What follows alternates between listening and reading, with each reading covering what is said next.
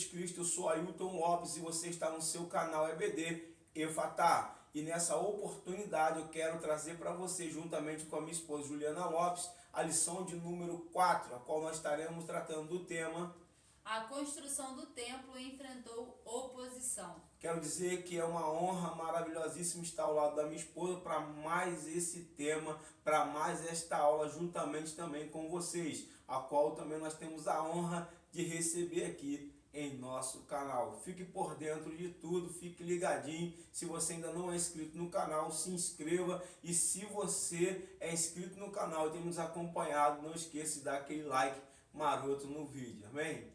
Texto áureo.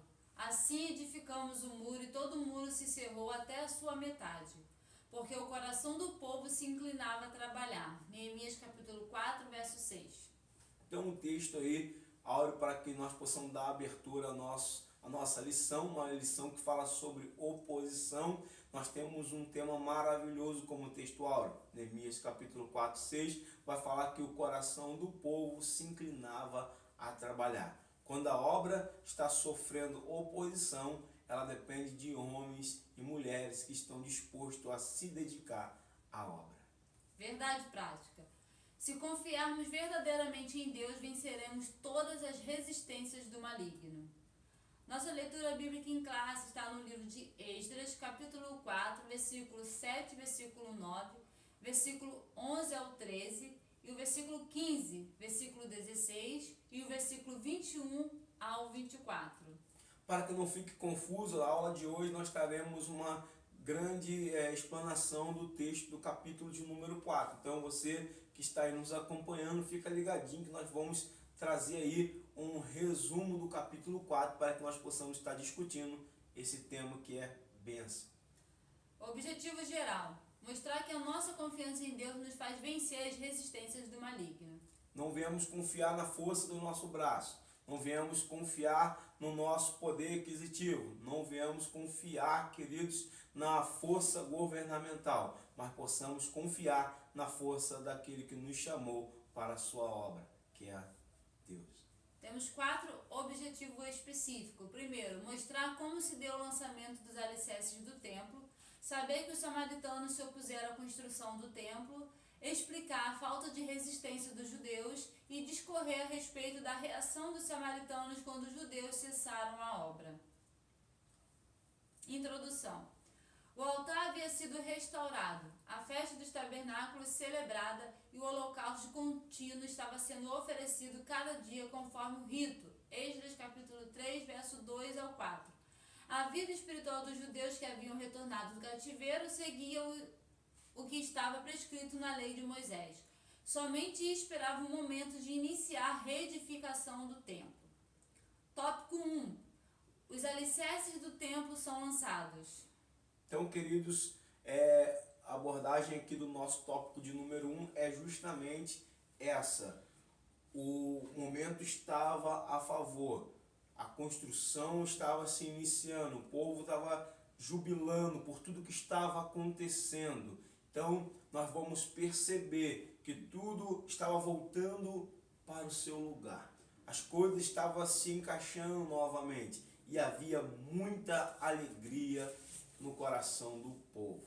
Então, o povo já tinha lançado seus alicerces. Nós vamos dar uma olhadinha aqui em Esdras capítulo 3, versículo de número 10, para que você possa ficar mais por dentro aí.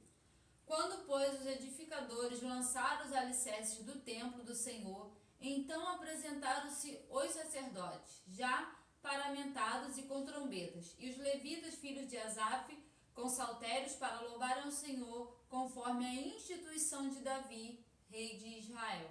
Então, se ao lançar o alicerce já havia uma grande alegria, imagina, querido, ver aquela obra pronta. Porém, queridos, não pense que tudo vai ser tão fácil assim, pois quando nós se dedicamos à obra do Senhor, existe algo que se chama oposição. E nós devemos estar pronto para a oposição. Bom, o texto está nos dizendo que eles tinham lançado os alicerces e isso trouxe uma grande alegria. Vamos ver o tamanho dessa alegria e a proporção ou alcance dessa alegria. Versículo 13 do capítulo 3. De maneira que não discernia o povo as vozes de alegria das vozes de choro do povo, porque o povo jubilava com tão grande júbilo que as vozes se ouviam de muito longe. Então, queridos, preste bastante atenção. De muito longe se ouvia aquela alegria, aquela felicidade. E muitas das vezes, queridos, quando nós estamos em momentos de muita alegria, de júbilo, o nosso adversário não está satisfeito. Daí então nós te mostramos o tópico de número 1, que é os alicerces do templo lançado, e isso trouxe grande alegria. Agora nós vamos falar sobre o tópico 2. Os samaritanos opõem-se à construção do templo. Bom, lembrar que os samaritanos é aquele povo misturado que agora está ocupando a cidade de Samaria, e isso vai fazer com que os samaritanos, ao ver, ou melhor dizendo, ouvir o júbilo de alegria, se apresente diante do governador de Judá para que eles possam se aliar à obra. Porém, de uma certa forma, Zorobabel, que é o governador, é despertado a não aceitar o apoio ou a ajuda dos samaritanos. E isso vai trazer uma oposição ferrenha. Vai fazer com que eles venham se virar de uma tal forma que o propósito deles não é outro, a não ser parar a obra. Então, queridos, que você possa entender que quando nós vencemos batalhas na nossa vida, quando nós demos, como nós costumamos falar, nosso culto de ações de graça pelas vitórias, isso não significa que não haverá mais lutas por aí em diante. Veja, o povo voltou do cativeiro, recebeu recurso, recebeu ordem reais para que pudesse reconstruir. Era da vontade de Deus que eles reconstruíssem, porém a oposição vai se levantar. O que é isso, Ailton? Deus é comigo e nada vai se levantar contra mim? Não, não é isso. Jeremias ele vai receber uma mensagem poderosíssima. Deus vai falar para ele: Jeremias, pelejarão contra ti. Deus está falando que vai faltar peleja? Porém, Deus vai dizer: mas não prevalecerão contra ti. Então, Deus é conosco, querido. E ainda que o adversário venha lançar as suas armas contra nós, nós temos um Deus ao qual nós confiamos para vencer as batalhas. Eu quero traçar aqui para vocês algumas táticas, do adversário para se opor a essa obra. A primeira nós já falamos, eles tentaram se infiltrar e Zorobabel, por sua vez, vai bloqueá-los. A segunda é de uma forma mais agressiva, que é o versículo 4, né, Juliana? Lê para a gente aí, versículo 4, presta atenção. Todavia, o povo da terra debilitava as mãos do povo de Judá e inquietava-os no edificar. Então veja, inquietava, enfraquecia, enfraquecia. Preste atenção, eu gosto muito da palestra do CRE, que ele mostra, o pastor Divaldo, ele mostra que aquilo que vem de fora, dificilmente vai destruir uma obra, mas se houver alguma infiltração, fica muito mais fácil destruir de dentro para fora. Então, como Zorobabel impediu que eles entrassem, eles se infiltraram para tentar enfraquecer a mão. Toma cuidado, tá, queridos? Porque às vezes as pessoas nos enfraquecem, sabe? Com palavras: pô, será? Pô, talvez isso aí, o pastor falou, não sei não. Ou seja, isso vai te enfraquecendo aí com relação a uma palavra de liderança, uma palavra de um projeto aí da liderança, vai fazer você desanimar da obra. Então você tem que tomar muito cuidado, ficar atento para que você não venha enfraquecer a sua mão na obra, tá bom? E eles vão continuar, Versículo 5 aí, pode ler pra gente.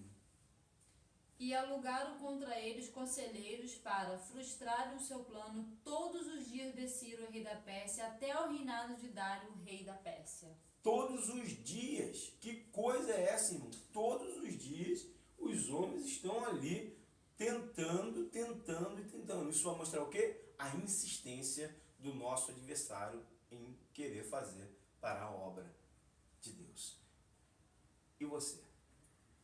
Não vai insistir na oração? Na leitura da palavra? Na consagração da vida? Ei, querido, vamos acordar. O adversário, ele está insistentemente, todos os dias, está escrito aqui, ó, estavam ali, ó, pelejando. E só tinha um intuito, que era frustrar o plano. E qual era o plano? Reedificar a vida espiritual da nação de Israel. Bom, e essa oposição não para. No versículo 6 ele vai dizer: e sob o reinado de Assuero, no princípio do seu reinado, escreveu uma carta de acusação contra os habitantes de Judá e Jerusalém. Então, eles tentaram, fazer uma falsa amizade, foi bloqueado.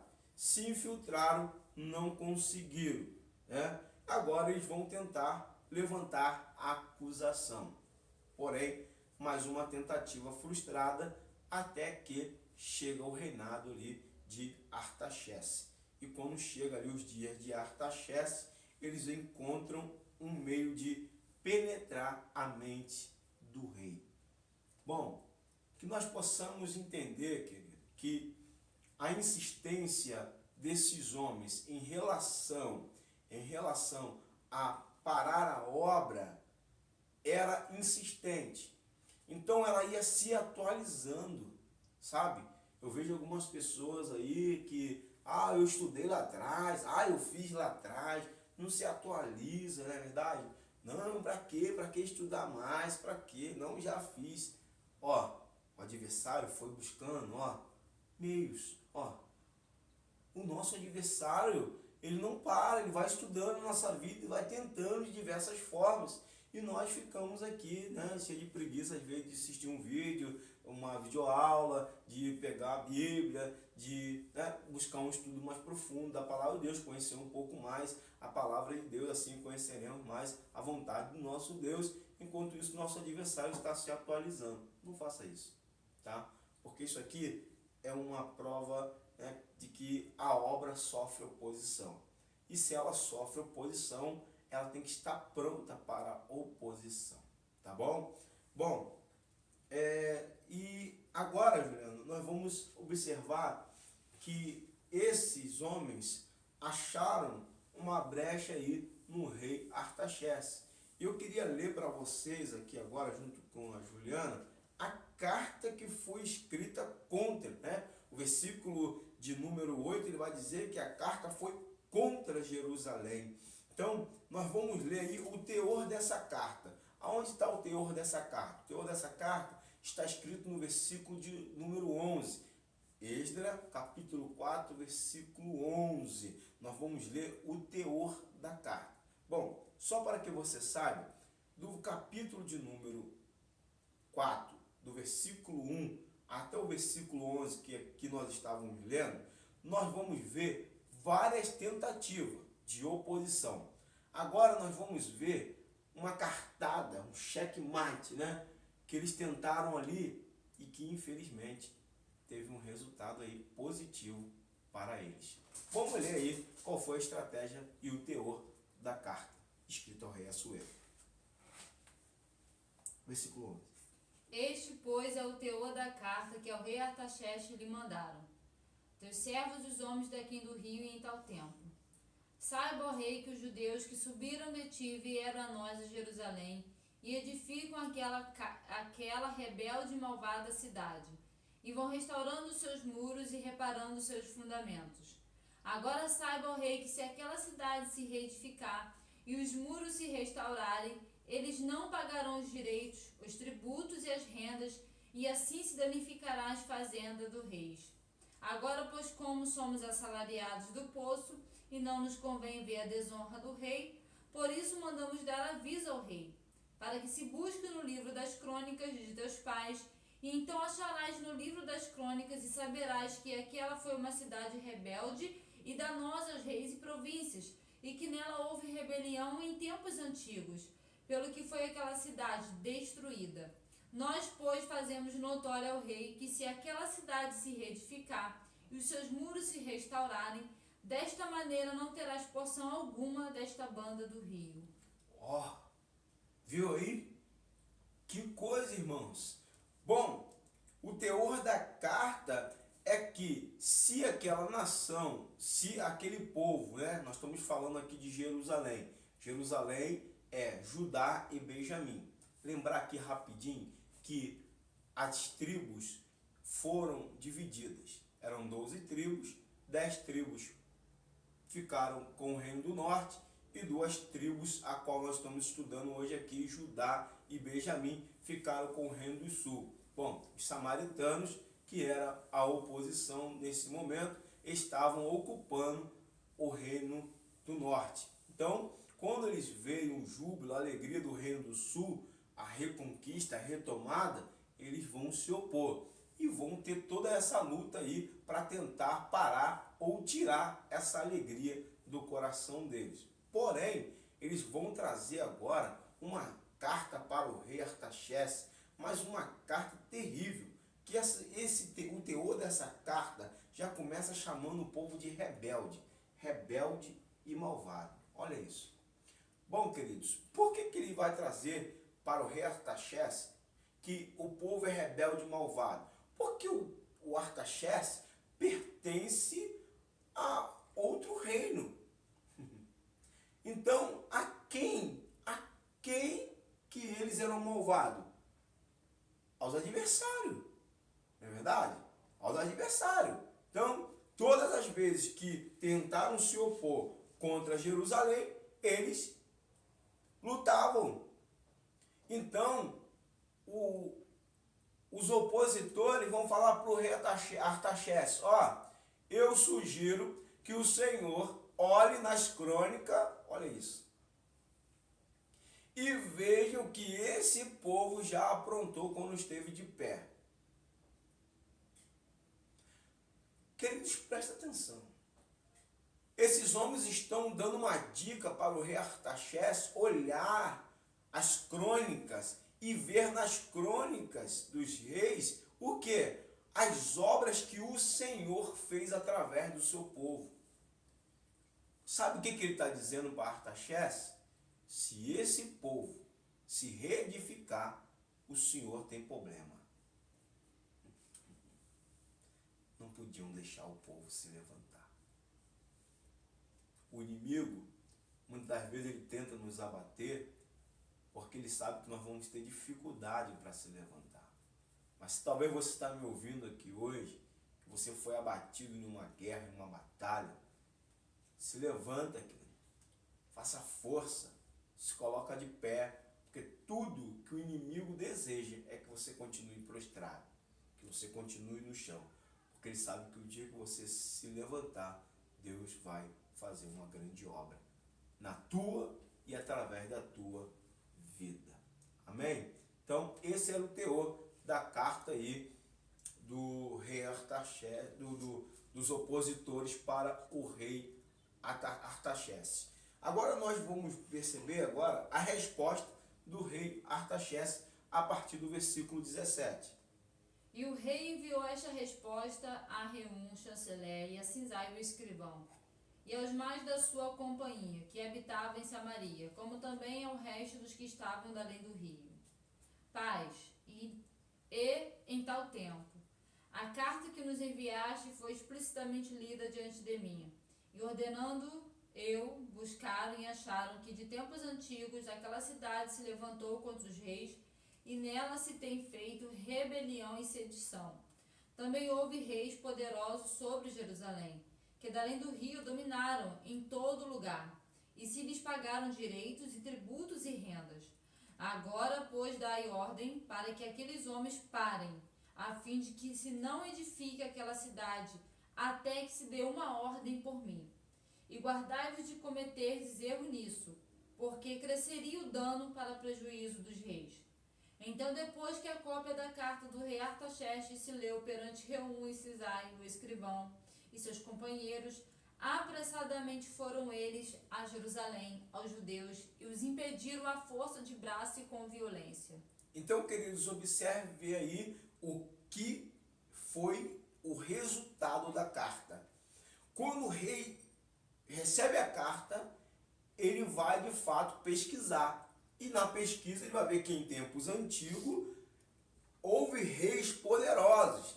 E houve reis poderosos, nós conhecemos a história aí de Jerusalém, nós sabemos que houve reis poderosíssimos. Então, nós vamos observar que quando ele lê a história, quando ele vê o quanto Deus atuou através dos reis, o rei chega a uma conclusão. E qual é a conclusão que ele chega, Juliano? Eles não podem reedificar essa cidade. Eles não podem se colocar de pé novamente. Eita! Sabe, queridos, nós precisamos de fato saber quem nós somos. Porque o adversário sabe que se nós estivermos de pé diante do Senhor, em uma vida de consagração, em uma vida em dia saudável, uma vida espiritual em dia saudável com Deus, nós somos uma grande força contra o império das trevas. Jesus diz, vós sois o sal e a luz. Olha isso.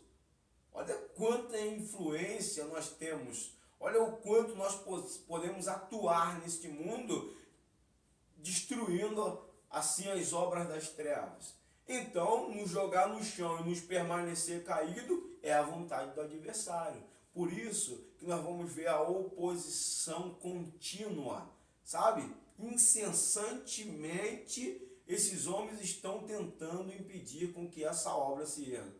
E então eles vão conseguir aí uma liberação, e com essa liberação vai vir então a violência. Olha aí, porque agora eles têm uma ordem do rei, então o que eles fazem? É tudo que eles queriam, é um trunfo. Então eles vêm correndo e vêm com agressividade para parar a obra. Só que o que me deixa mais triste é o tópico 3. Como se explica a falta de resistência dos judeus? Como, irmão? Como que se explica a falta de resistência? Por quê? Porque o versículo de número 24, ele diz o quê? Então cessou a obra da casa de Deus que estava em Jerusalém, e cessou até ao ano segundo do reinado de Dário, rei da Pérsia. Percebeu? A oposição veio. Ah, mas espera aí, Ailton. Eles vieram com uma ordem do rei. Querido, nos dias de Neemias, os camaradas vieram com carta aberta. Os camaradas fizeram de tudo. Neemias, sabe o que Neemias fez? Resistiu. Resistiu. Resistir ao diabo e ele fugirá de vós. Se eu não resistir, ele me atropela. Então eu preciso resistir ao opositor da obra de Deus.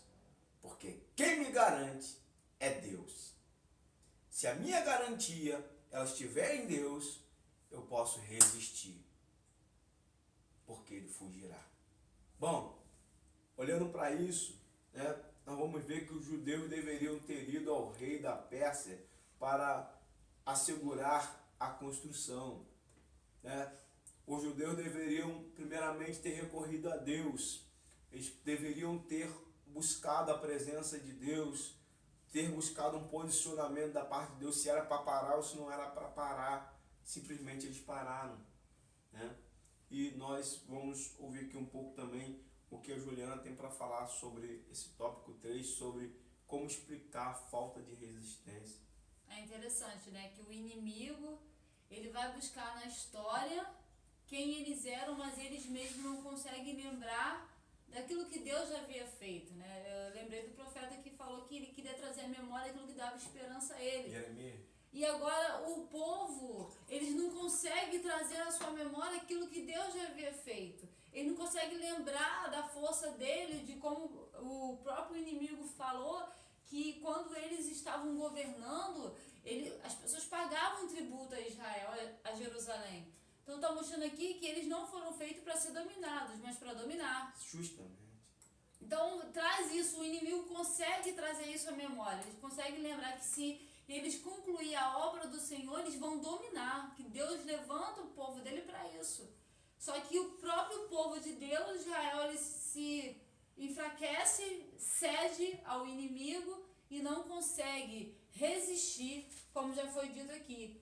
E nós vamos ver que em Êxodo, capítulo 1, verso 9, quando vai se levantar um novo rei no Egito, né, um novo faraó, que não conheceu a José, ele imediatamente ele vai olhar para o povo de Israel e vai dizer que eles são muito e mais poderosos do que ele. Então ele teme aquele povo se levantar, se rebelar com os inimigos e destruir o Egito. Então ele vai fazer praticamente a mesma coisa que está sendo feita aqui. Vai começar a arrumar meios de destruir Tirar a o força, povo. né? Enfraquecer. Mas é interessante que a Bíblia diz que quanto mais os afligia, mais eles cresciam. Mais afligia e mais eles cresciam. E agora aqui, o povo aqui, eles não conseguem lembrar disso. Que as aflições que vinham sobre Israel faziam com que Israel crescia, avançasse e conquistasse ainda mais. Então que nós possamos lembrar disso. Lembrar das vitórias que Deus já nos deu. Hoje essa luta parece não ter como vencer. Mas é só a gente lembrar das vitórias, daquilo que Deus já fez, Deus não mudou. Nenhuma delas, né? Nós poderíamos vencer sem a ajuda de Deus. Nenhuma. Então, mas Deus não mudou. Mas a gente olha para aquele momento, como aquele povo olhou ali, para aquela carta, para aquela violência que vieram contra eles decidiram parar a obra de Deus. Que nós possamos realmente entender isso que foi falado aqui. Quem nós somos? Quem é o nosso Deus? Davi entendia isso. Davi, quando ele chega na guerra para levar o alimento para os seus irmãos e ele vê o exército de Saul recuando por causa de um gigante, ele vai dizer: quem é esse incircunciso que afronta o exército do Deus vivo? Davi sabia que era o exército do Deus vivo. E era isso que o povo precisava lembrar, que eles serviam a um Deus vivo que nunca perdeu, nunca se rendeu a inimigo nenhum. Tudo que Deus queria era alguém que se colocasse como uma resistência para o gigante cair. Enquanto não houver uma resistência, o gigante ficaria gritando e fazendo o pessoal lá do exército de Saul passar vergonha. Mas quando chegou a resistência, era o que Deus precisava. Porque Deus não precisava do tamanho nem da força de Davi. Deus precisava que ele se opôsse. Que ele viesse também resistir, né? Ele viesse resistir para que aquele gigante pudesse cair por terra. Deus sempre deu vitória, mas Deus sempre esperou o homem se posicionar. Isso é interessante. Deus sempre deu vitória. Mas enquanto o homem ficou prostrado, enquanto o homem temia, eu não lembro agora qual é o rei que, não sei se é Ezequias, que veio os inimigos contra ele vai temer por um momento, mas Deus vai falar: eu vou te dar a vitória, se posiciona. Eu acho que é o Josafá. Me falhou a memória aqui agora, mas ele se posiciona. O Josafá, ele clama, né? Ele Ai, clama. Deus nosso! Aí Deus fala com ele: essa peleja não é sua, essa peleja... Mas tem que haver um posicionamento. Teve guerras que os homens né? nem chegaram a desembanhar a espada. Deus foi lá, enviou anjo e matou. Então, mas sempre Deus vai requerer uma posição. E nesse momento, Israel, né, Jerusalém devia se posicionar, como foi dito aqui, diante de Deus e clamar ao Senhor, se posicionar diante do inimigo, mas não. Eles simplesmente cederam. Cederam, né? Então, nós vamos observar, irmãos, que Provérbios capítulo 24, verso 10 vai dizer que se te mostrares frouxo no dia da tua angústia, a tua força será pequena. Ou seja, você não vai ser uma resistência. Esse povo, infelizmente, não foi uma resistência e a obra ficou parada por 15 anos. Bom, se a obra parou, o opositor alcançou o seu objetivo, seu propósito. E aí, irmãos, isso é triste demais. Por quê? Porque agora a obra parou. É interessante falar que quando a obra do Senhor para, o povo vai construir as suas casas, vai pintar, vai reformar, vai fazer a sua obra. Sabe o que é interessante, irmãos? É que quando eles pararam de fazer a obra de Deus, quando eles pararam de fazer, de reconstruir, acabou o inferno, acabou a perseguição, acabou a luta, acabou a guerra, acabou. Olha isso. Não, os camaradas metem a mão na obra, o opositor vem infernizar. Vem. Eles tiram a mão, não tem mais problema. Cada um constrói a sua casa, ninguém aborrece ninguém, mas a obra está lá paradinha. Aí vem a Ageu, ó. A Ageu vem, ó. Pera aí. Vocês estão dizendo que não é tempo de construir a casa do Senhor, mas é tempo de vocês ficarem fazendo a casinha de vocês bonitinha. Queridos, entendam uma coisa. Fazer a obra na nossa casa, fazer as nossas coisas não tem problema nenhum, sabe? Nós devemos sim melhorar cada dia mais nossa casa, nossa moradia, mas nós jamais podemos abandonar a obra de Deus. E nem muito menos botar como desculpa as coisas que nós estamos fazendo na nossa casa para deixar de fazer as coisas de Deus. Sabemos, irmãos, que a nossa obra ela começa dentro da nossa casa, mas de fato precisamos saber se nós não estamos deixando de fazer a obra de Deus. E acredito que fica até uma aplicação para a nossa vida, né? Que aqui eles não têm força para lutar pela casa de Deus, mas vão construir as suas casas, ok. Mas hoje a gente consegue, sabe? É como se não trazer isso para dentro da nossa casa. Como foi dito aqui, a nossa casa começa aqui, dentro da nossa casa, a construção. Deus, ele habita aqui primeiro para depois a gente levar Deus para outros lugares. Mas é como se hoje nós pegássemos aquilo que é do mundo, aquilo que é terreno, e se aplicássemos, termos mais forças para isso do que para lutar por aquilo que é de Deus. Eu tenho força para passar noites e noites estudando, para passar numa prova, mas eu não tenho força para dedicar ao ministério. Eu tenho força para correr atrás, para fazer isso, para o meu conforto, para melhorar a minha situação, mas não tenho força para fazer com que as coisas de Deus fluam de forma excelente, perfeitas. Então é uma aplicação para a nossa vida. Não deixar as coisas de Deus, as coisas que é do céu, como Jesus falou, primeiro buscar o reino de Deus, a sua justiça, buscar fazer o melhor, nos dar o nosso melhor para o Senhor, não deixar as coisas deste mundo aqui façam com que nós abandonemos aquilo que é de Deus. É verdade. Então, que nós possamos concluir essa lição da seguinte forma. Queridos, presta atenção. Os judeus que voltaram do cativeiro para reconstruir o templo, por um tempo eles se sentiram desanimados, desmotivados, porém eles se deixaram levar pelo tempo e acabaram entrando em assim, uma procrastinação, tá? Deixa para depois, agora não, foi procrastinando ali, e isso levou 15 anos para ser retomada a obra. Que nós não viemos, irmãos, cair nessa cilada de deixar para amanhã, hoje não. Bom, mas que nós viemos lutar, nos opor, né? Se nós possamos fazer resistência, na verdade, opor não, nós possamos ser uma resistência contra o inimigo dessa obra. Porque a Bíblia nos garante que se eu resistir, quem foge é ele. Ele é quem vai fugir. Mas para isso eu tenho que resistir. Tá bom? Então, eu quero deixar aqui o meu abraço para você que tem nos assistido. Não deixa da peteca cair. Tá bom? Busque o Senhor, tenha uma vida de oração, uma vida de consagração, uma vida de leitura da palavra, estude a palavra do Senhor, não demore para o seu adversário, tá? Não facilite. Temos uma líder aqui que falava muito sobre isso. Não facilite para o seu adversário, muito pelo contrário, tá? Lute cada dia para que ele possa fugir de você. Deus abençoe tua vida. Em nome de Jesus. Aqui embaixo tem um like, um gostei, um joinha. Coopera aí com o vídeo. Deixa aquele like maroto aí. E se você ainda não é inscrito no canal, se inscreva. E acione o sininho de notificação para que você fique por dentro de tudo que está acontecendo aqui em nosso canal. Um abraço. Até logo. Em nome de Jesus.